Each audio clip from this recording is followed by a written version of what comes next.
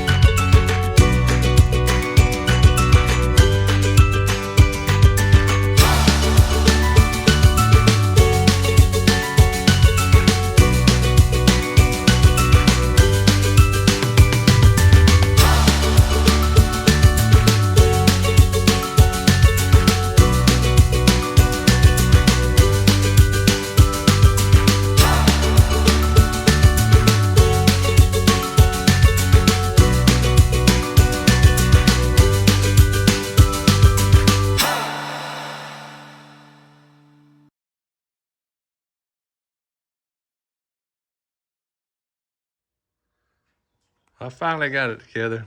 It took me a little longer than I thought it would, but all in all, I think it's gonna work pretty good. We'll try it out this weekend.